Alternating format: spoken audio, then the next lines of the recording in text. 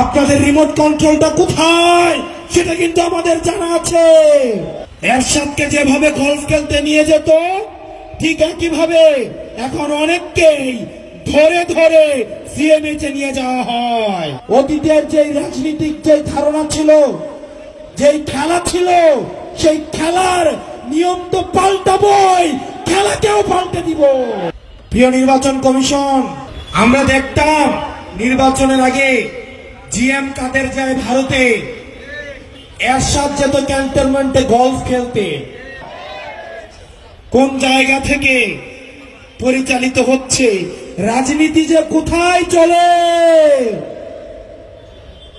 প্রিয় নড়াইলবাসী, আপনারা আমাদের সাথে থাকবেন। আমরা প্রতিজ্ঞা করছি, অতীতের যে রাজনীতিক যে ধারণা ছিল, যেই খেলা ছিল, সেই খেলার নিয়ম তো পাল্টাবই, খেলাকেও পাল্টে দিব। আরে কাট আপ কেনাকাটা লেভেল আপ করতে এলো cut up. Best deals, authentic products আর ফাস্ট ডেলিভারি পেতে ডাউনলোড করুন কাট আপ অ্যাপ। এই রাজনীতিবিদদের জন্য আমরা কঠিন করে অবশ্যই ছাড়বো।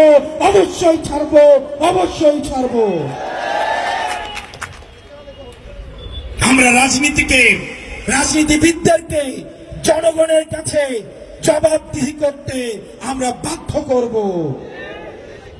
রাষ্ট্রের প্রতিষ্ঠানগুলোকে আমরা জবাবদিহি করতে বাধ্য করব।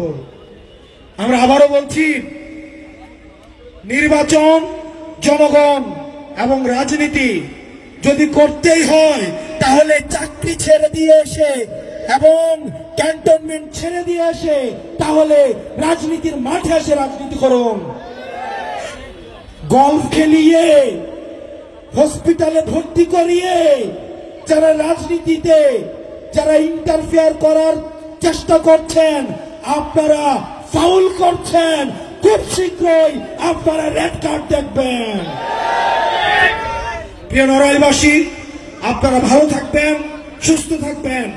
আপনাদের সাথে খুব শীঘ্রই আরো দীর্ঘ লড়াই আপনাদের সাথে দেখা হচ্ছে।